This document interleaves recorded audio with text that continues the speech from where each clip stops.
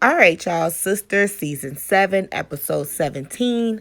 Let's get into this recap. But my girls hold me down. Them boys mess around. When my love life is a headache, we going out tonight. 'Cause I'm in love.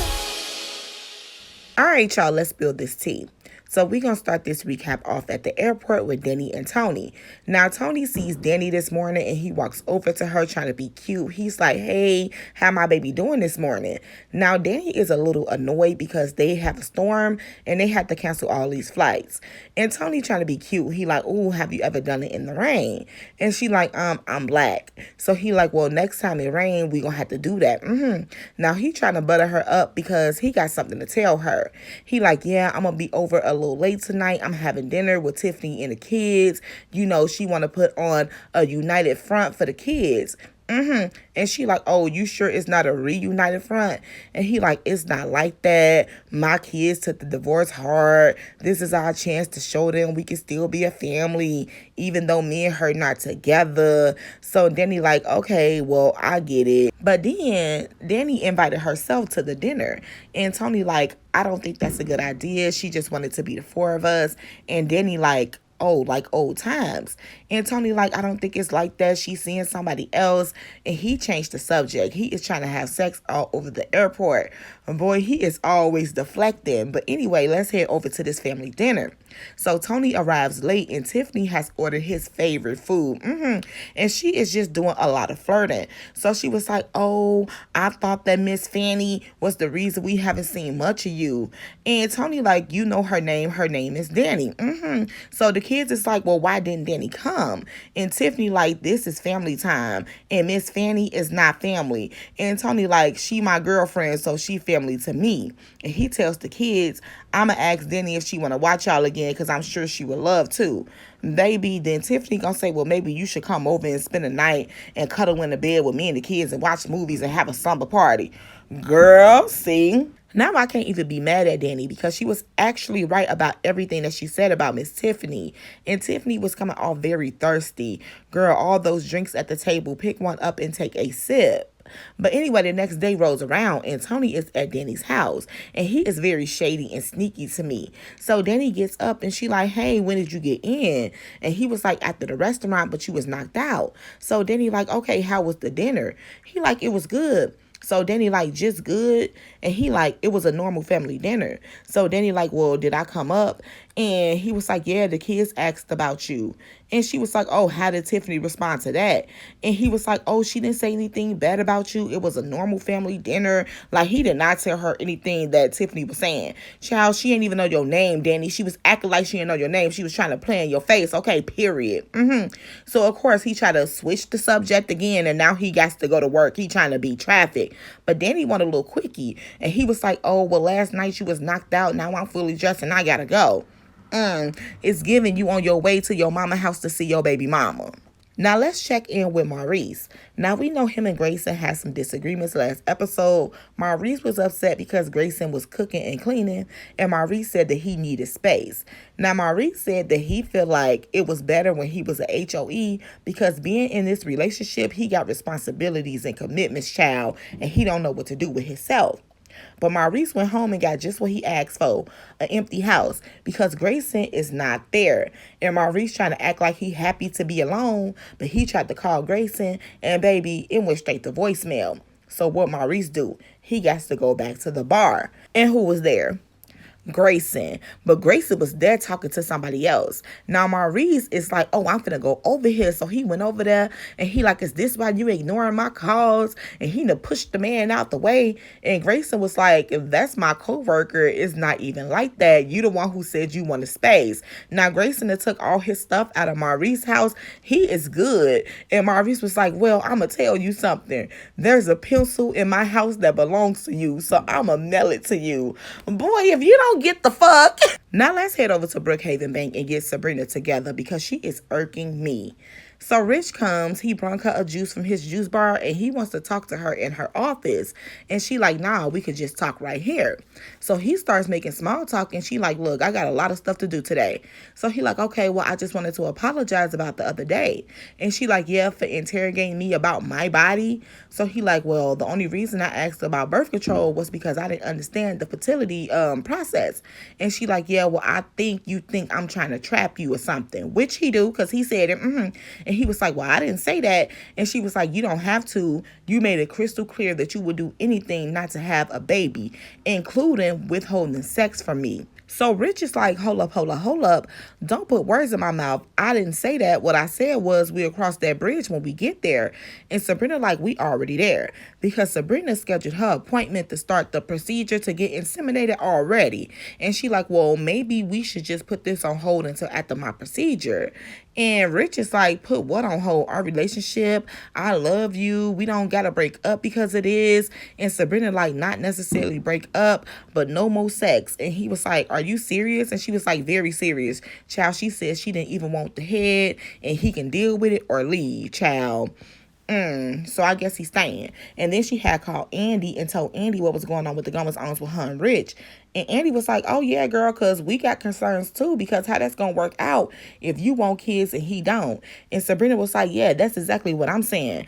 Sabrina, girl, we don't care what you're saying because what you're saying ain't making no sense. Okay, listen to me. Okay, hear what I'm saying. You got with this man. From day one, he was honest with you about not wanting kids. You still got with him. 9 months down the line, you decided that you wanted to be a mother. You should have ended the relationship there, but you didn't. Now you're trying to force him to be a father and you mad because he don't want to be a father even though you knew that he didn't want to be a father. Make it make sense. It don't make no sense. And then Rich sitting up talking about we don't have to break up. Yes, you do. This is not a you like chicken, I don't like chicken. This is a whole human being that y'all are disagreeing about. Let this relationship go. And Sabrina talking about a break. Girl, you're pushing 40. You talking about a break. Either we together or we're not. You need to go find you a man that wants some kids and let this man who don't want kids be single. Child, ain't nobody got time for that. And then she gonna call Andy. You calling Andy out of all people. What successful relationship has Andy had? She going good with Jordan right now, but we all know that's just for right now. Girl, that's the problem. Ain't none of y'all got no friends with no successful relationships. Y'all ain't got no married friends. It's just y'all. Child, no co-workers, no none. I'ma need Jesus to step in and take the wheel. Trey is back at Karen's salon for a little business and pleasure. He there to flirt with Pam, but he also want to check on Rooster Riches. And Pam say that she is working with Andy and she got contracts, she got ambassadors, everything is going good.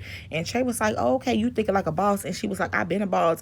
And he said he want to get to know her more. And she was like, I want to get to know you more too. And then Zach walked in. He is there to see Karen. And Karen is like, what you doing here? And he was like, nothing, just dropping in to check on you. And she was like, okay, well, make it quick because I got a busy day. And he was like, okay, well, how you feeling? Are the babies kicking yet? And she was like, yeah, I would call you, but I don't want to get cursed out by your bodyguard. Child, it's always the shade. Somebody get the umbrellas. So he was like, okay, well, I just want to let you know that me and Aaron, we cool now. We on the same page. We squashed our beef. And she was like, oh, well, how did that happen? And he was like, I realized that if we want the kids to be good and be great, we got to be the example of that. And she was like, oh, maturity looks good on you. And he gonna say a lot of things grew on me. Zach, okay, pump your brakes, you're doing too much. But he caught himself and he was like, I was thinking now that me and Aaron good, you and Fatima can get on the same page. And Karen like, and what page is that? So Zach is like, well, me and Aaron, we cool, so you and Fatima could be cool. And Karen said, baby, that ship has sailed.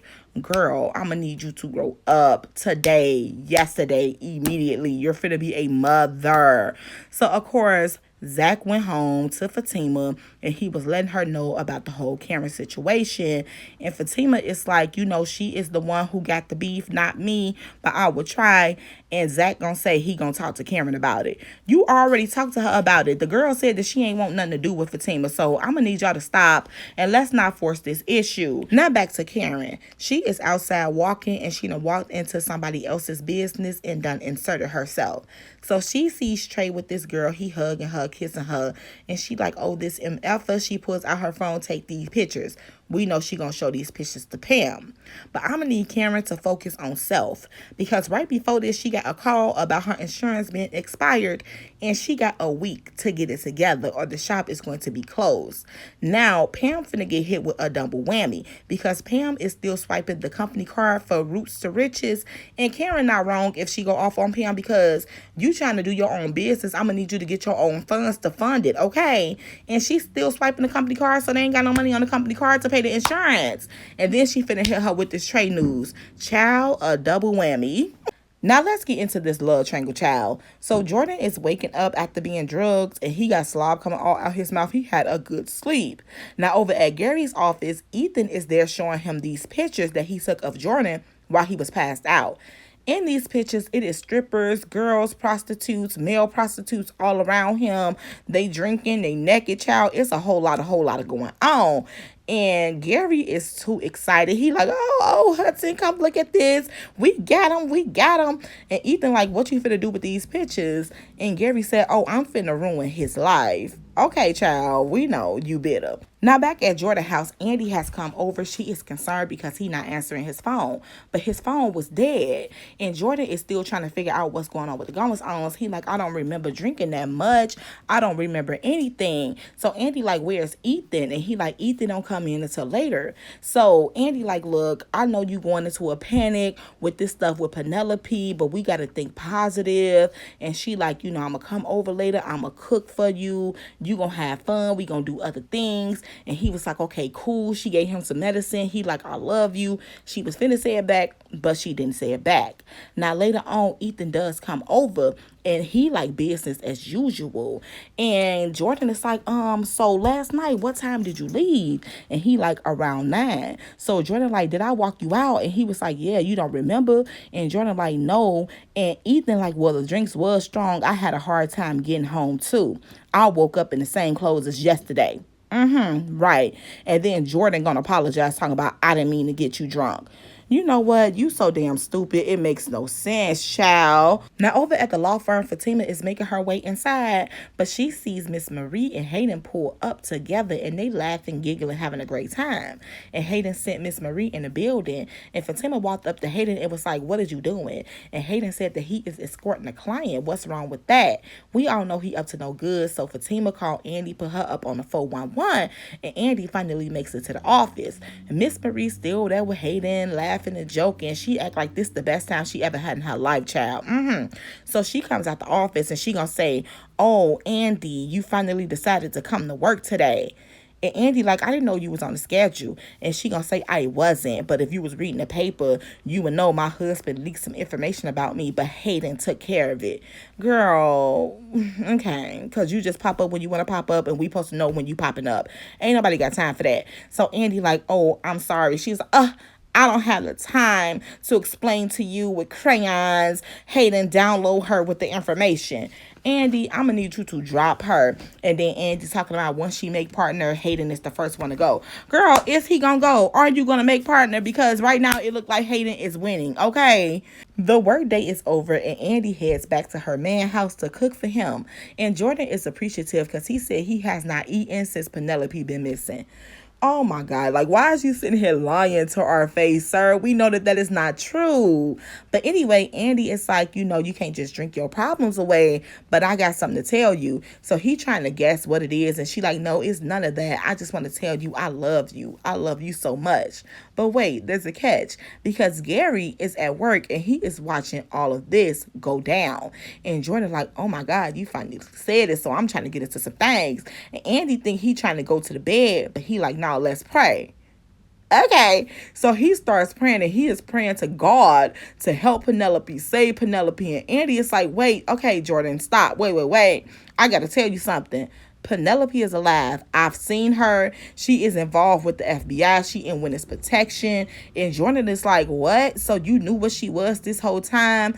And Andy like, I know. I didn't tell you. I'm telling you now. And they want me and her to testify against Gary.